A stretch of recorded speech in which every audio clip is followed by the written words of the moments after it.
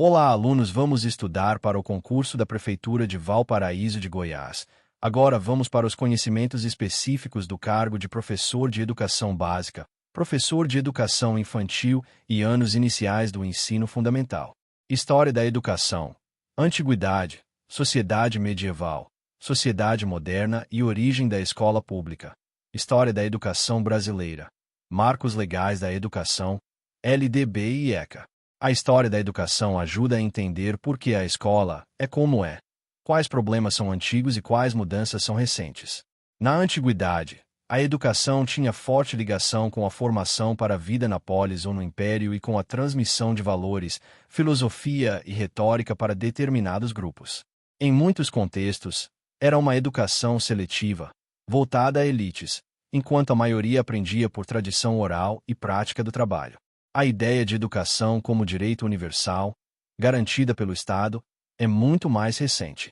Na sociedade medieval europeia, a educação formal ficou amplamente ligada à igreja e aos mosteiros, com preservação e transmissão de conhecimentos em latim, e com escolas catedrais e universidades surgindo gradualmente.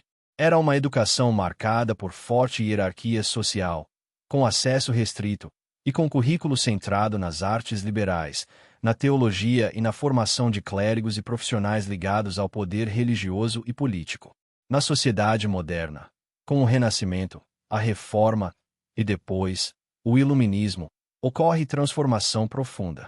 A expansão do comércio, o surgimento do Estado Nacional, a ciência moderna e o pensamento iluminista reforçam a ideia de racionalidade, cidadania e necessidade de instrução mais ampla. A escolarização passa a ser vista como instrumento de formação do cidadão e de fortalecimento do Estado. A origem da escola pública, no sentido de uma instituição estatal com oferta mais abrangente, se consolida especialmente entre os séculos XVIII e XIX, quando a industrialização e a urbanização exigem alfabetização, disciplina do tempo e formação de mão de obra, ao mesmo tempo em que movimentos políticos defendem educação como direito e como base da cidadania. No Brasil, a história da educação se vincula à colonização. No período colonial, a educação formal foi marcada pela ação dos jesuítas, com catequese, formação religiosa e ensino de humanidades, e também por uma educação desigual, com acesso limitado e voltado a grupos específicos. Após a expulsão dos jesuítas, ocorreram reorganizações, mas a escolarização permaneceu restrita.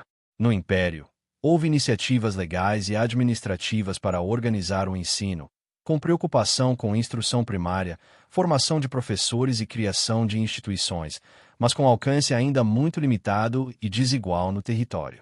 A República traz reformas educacionais, debates sobre escola laica, obrigatória e gratuita, e disputas entre projetos centralizadores e projetos regionais. No século XX, sobretudo a partir da urbanização acelerada e da expansão do Estado, a escola cresce como política pública e se torna centro das disputas sobre currículo, democracia, desigualdade e desenvolvimento. A Constituição de 1988 é um marco ao consolidar a educação como direito social, vinculando recursos e estabelecendo princípios como igualdade de acesso e permanência, gratuidade no ensino público, gestão democrática e padrão de qualidade. A partir daí, leis e políticas expandem a matrícula, criam sistemas de avaliação e ampliam debates sobre inclusão, diversidade e qualidade. Nos marcos legais, a LDB, Lei nº 9.394, 1996, organiza a educação nacional, define níveis e modalidades, distribui responsabilidades entre União, Estados, Distrito Federal e municípios em regime de colaboração e estabelece diretrizes para a educação básica. Para a educação infantil, a LDB afirma que é a primeira etapa da educação básica e tem como finalidade o desenvolvimento integral da criança até 5 anos, complementando a ação da família e da comunidade. Para o ensino fundamental, define objetivos de formação básica do cidadão, com desenvolvimento da capacidade de aprender, compreensão do ambiente natural e social, fortalecimento de vínculos e valores. Outro marco essencial é o Estatuto da Criança e do Adolescente, Lei nº 8.069, 1990, que estabelece crianças e adolescentes como sujeitos de direitos, sob a doutrina da proteção integral e da prioridade absoluta. Isso muda o olhar da escola. A instituição passa a ter dever de garantir direitos, proteger contra violência e discriminação, acionar rede de proteção quando necessário e construir práticas pedagógicas respeitosas, sem humilhação, com participação e com foco na dignidade. Para a prova, é importante relacionar ECA com direito à educação, direito ao respeito, direito à convivência familiar e comunitária e dever do Estado de assegurar políticas que garantam acesso e permanência. Gestão da educação básica, sistema de avaliação, financiamento e planejamento educacional, PPP e planos, integração da BNCC no planejamento e avaliação. Gestão educacional. Para professor, não é apenas coisa da direção. O professor participa da gestão por meio do planejamento, do registro, da avaliação, do conselho de classe, da construção do PPP e da comunicação com as famílias. A escola é uma organização que precisa de coerência entre objetivos, currículo, metodologia e avaliação. Sistemas de avaliação na educação básica são instrumentos que buscam produzir diagnósticos e indicadores para orientar políticas e práticas. No Brasil, avaliações em larga escala, como o SAEB, e indicadores como o IDEB, costumam aparecer como referências. A leitura pedagógica correta é que avaliações externas não substituem a avaliação do professor, mas podem ajudar a identificar padrões, desigualdades e necessidades de intervenção. O professor precisa saber interpretar resultados com cautela. Um número não explica sozinho as causas, mas aponta onde investigar, planejar e apoiar. Financiamento educacional envolve a garantia de recursos para manutenção e desenvolvimento do ensino.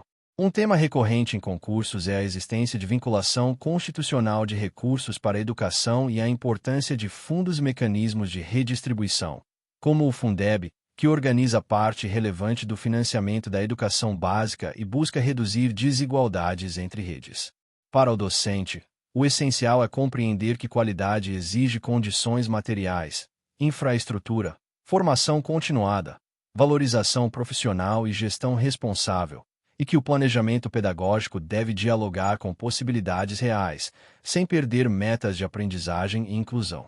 Planejamento educacional aparece em vários níveis. Há planejamento nacional, como o Plano Nacional de Educação, e planos locais, como planos municipais, que definem metas e estratégias. No cotidiano escolar, o planejamento se concretiza no projeto político-pedagógico, nos planos de curso, planos de unidade e planos de aula. O PPP é a identidade da escola. Explicita princípios, diagnóstico, objetivos, organização curricular, estratégias de avaliação, ações de inclusão, convivência e participação da comunidade. Ele é político porque envolve escolhas de valores, prioridades e compromissos com direitos, e é pedagógico porque organiza o trabalho de ensinar e aprender. O plano de curso, normalmente por ano ou componente, organiza objetivos, competências e habilidades, conteúdos, metodologia e avaliação para um período. O plano de unidade detalha um recorte, consequência de aulas e atividades. O plano de aula operacionaliza um encontro pedagógico, com objetivos específicos, estratégias, recursos, tempo, intervenções e instrumentos de acompanhamento. A banca cobra muito coerência entre objetivo e avaliação. Se o objetivo é desenvolver a argumentação oral, a avaliação não pode ser apenas uma prova escrita de múltipla escolha. Deve incluir situação de fala, debate, apresentação ou registro coerente com a habilidade. A BNCC entra como referência normativa para definir competências e habilidades essenciais. Integrar BNCC ao planejamento significa alinhar objetivos de aprendizagem às habilidades previstas, mas sem reduzir o trabalho a cumprir lista. O professor deve transformar habilidades em situações didáticas, com projetos, sequências e experiências significativas. Integrar BNCC à avaliação significa avaliar habilidades por evidências. O que a criança faz, produz, explica, resolve e demonstra em diferentes situações. Nos anos iniciais, isso exige instrumentos variados, como observação, registros, portfólios, atividades diagnósticas, rubricas e devolutivas formativas. Psicologia e educação, teorias comportamental, psicanalítica, genética de Piaget e sociohistórica de Vygotsky. Implicações e estratégias para aprendizagem significativa. As teorias psicológicas ajudam a entender como se aprende e como se desenvolve, e também ajudam o professor a evitar soluções simplistas para dificuldades. A teoria comportamental enfatiza o comportamento observável e a aprendizagem por condicionamento, reforço e repetição. Em sala, isso se traduz em estratégias como feedback imediato, reforço positivo, organização de rotinas, contratos de convivência, decomposição de habilidades em etapas e prática sistemática. O cuidado é não reduzir a aprendizagem a treino mecânico e não usar punição como eixo principal. O uso pedagógico mais produtivo é reconhecer que rotina, clareza de regras, previsibilidade e reforço de comportamentos desejados ajudam muito na gestão da sala e na criação de ambiente favorável à aprendizagem, especialmente em anos iniciais. A perspectiva psicanalítica não é um método didático, mas contribui ao destacar o papel do inconsciente, dos vínculos, das emoções, dos desejos e das experiências iniciais na constituição do sujeito. Para a escola, a implicação é reconhecer que o aluno não é apenas cognitivo, que há sofrimento psíquico, conflitos e histórias que atravessam o aprender. O professor não faz terapia, mas pode acolher, observar sinais, construir vínculo, evitar humilhação e acionar equipe pedagógica e rede de proteção quando necessário. Em prova, a relação com afetividade, vínculo e escuta aparece com frequência. Piaget, na teoria genética, enfatiza que o conhecimento se constrói pela ação da criança sobre o meio, por processos de assimilação e acomodação, buscando o equilíbrio. A criança aprende quando enfrenta desafios adequados ao seu nível de desenvolvimento e reorganiza esquemas de pensamento. Implicações pedagógicas incluem propor situações-problema, permitir experimentação, valorizar erro como parte do processo, estimular a autonomia e promover atividades que envolvam manipulação, classificação, seriação e conservação, especialmente relevantes em matemática e ciências nos anos iniciais. Vygotsky, na perspectiva sociohistórica, destaca que o desenvolvimento ocorre nas relações sociais e é mediado pela cultura, principalmente pela linguagem. A aprendizagem pode impulsionar o desenvolvimento, especialmente quando o professor atua na zona de desenvolvimento proximal, oferecendo apoio, pistas, perguntas, modelagem e colaboração entre pares. Implicações incluem trabalho em grupo, interação, projetos, leitura compartilhada, escrita com mediação, rodas de conversa, uso de linguagem para pensar, e avaliação formativa que identifica o que a criança consegue fazer com ajuda e o que já faz sozinha. Aprendizagem significativa, em síntese, é quando o novo conteúdo se relaciona a conhecimentos prévios, se faz sentido para o estudante. Para isso, o professor precisa diagnosticar saberes prévios, contextualizar, criar desafios, usar exemplos do cotidiano, promover participação ativa, variar linguagens e dar devolutivas que orientem avanço. Diferenciação pedagógica é fundamental. Nem todos aprendem no mesmo tempo e do mesmo modo. Diferenciar não é baixar nível. É oferecer caminhos distintos para chegar à mesma habilidade, respeitando ritmos e necessidades. Processos de ensino e aprendizagem. Relação teórico-prática, interdisciplinaridade, multidisciplinaridade e transdisciplinaridade. Estratégias, métodos e técnicas. Acompanhamento e avaliação. Orientação para o AEE. Nos anos iniciais, a relação teórico-prática é decisiva. Teoria sem prática vira discurso vazio. Prática sem teoria vira improviso. O professor precisa planejar com base em objetivos claros, escolher estratégias coerentes e depois analisar resultados para ajustar. O ciclo pedagógico se fortalece com diagnóstico inicial, intervenção didática, acompanhamento contínuo e replanejamento. Interdisciplinaridade, multidisciplinaridade e transdisciplinaridade aparecem como formas de integração do conhecimento. Multidisciplinaridade é justaposição. Várias áreas trabalham o mesmo tema, mas com pouca integração. Interdisciplinaridade é a articulação. As áreas conversam e constroem algo em conjunto, com objetivos compartilhados. Transdisciplinaridade vai além das disciplinas para enfrentar problemas complexos da vida real, integrando saberes escolares e extraescolares, valores e cultura. Nos anos iniciais, integração é natural porque o professor regente transita por várias áreas e pode propor projetos que envolvem leitura, matemática, ciência, artes e convivência em torno de questões do cotidiano. Estratégias e métodos diversificados incluem alfabetização com práticas de letramento, leitura diária, produção de texto com mediação, jogos matemáticos, resolução de problemas, atividades investigativas em ciências, projetos, sequências didáticas, rodas de conversa, contação de histórias, experimentos simples, atividades com materiais concretos, uso de tecnologia quando houver, e ensino explícito de estratégias, como pesquisar, como revisar texto, como checar resposta de um problema. Acompanhamento e avaliação do aprendizado, nos anos iniciais e na educação infantil, deve privilegiar avaliação diagnóstica e formativa, com registros e devolutivas. A prova pode cobrar diferença entre avaliação formativa e somativa. A formativa acompanha processo e orienta intervenção. A somativa registra resultado, ao final de um período.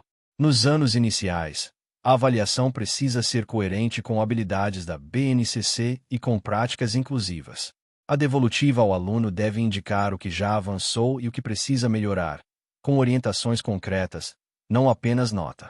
Orientação para o atendimento educacional especializado, AEE, é tema que aparece muito.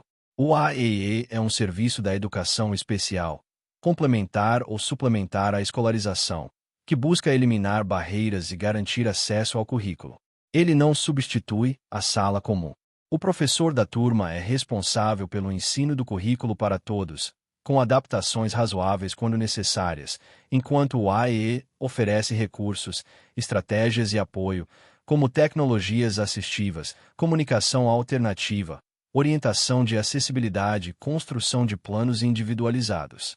A articulação entre professor regente e AEE exige planejamento, troca de informações, definição de objetivos acessíveis, adaptação de materiais e avaliação por evidências de aprendizagem, respeitando o modo de participação de cada aluno. Ensino de conteúdos específicos, ciências naturais, matemática, números e operações, e música. Integração com BNCC e vivências socioculturais, planos de ensino e avaliação de competências e habilidades. Em ciências naturais, nos anos iniciais, o foco é desenvolver curiosidade, observação, investigação e compreensão básica de fenômenos do corpo, dos seres vivos, do ambiente, da matéria e energia em níveis adequados à idade. Ensinar ciências não é apenas transmitir nomes, é criar situações de investigação, observar plantas, registrar mudanças, comparar materiais, explorar sombra e luz, discutir higiene e saúde, analisar hábitos alimentares, compreender ciclos simples e relações com o ambiente. A BNCC enfatiza práticas investigativas e o desenvolvimento de atitudes científicas, como levantar hipóteses, testar, registrar e comunicar resultados. A avaliação em ciências deve observar processos e produtos, participação em investigações, capacidade de explicar com suas palavras, uso de registros, desenhos com legendas, relatos orais, organização de conclusões simples e cuidado com o ambiente. Integração com vivências socioculturais é essencial. Discutir água e consumo no bairro, lixo e reciclagem, dengue e prevenção, clima e mudanças no cotidiano, sempre de forma responsável e adequada. Em matemática, com ênfase em números e operações, a base é o sentido de número, contagem, composição e decomposição, sistema de numeração decimal, comparação, estimativas e compreensão do significado das operações. O erro comum é ensinar contas sem sentido. Nos anos iniciais, o estudante deve entender o que significa adicionar, subtrair, multiplicar e dividir em situações reais, como juntar, separar, comparar, repartir e medir. Resolução de problemas deve ser eixo. A criança aprende melhor quando precisa interpretar, escolher estratégia e justificar.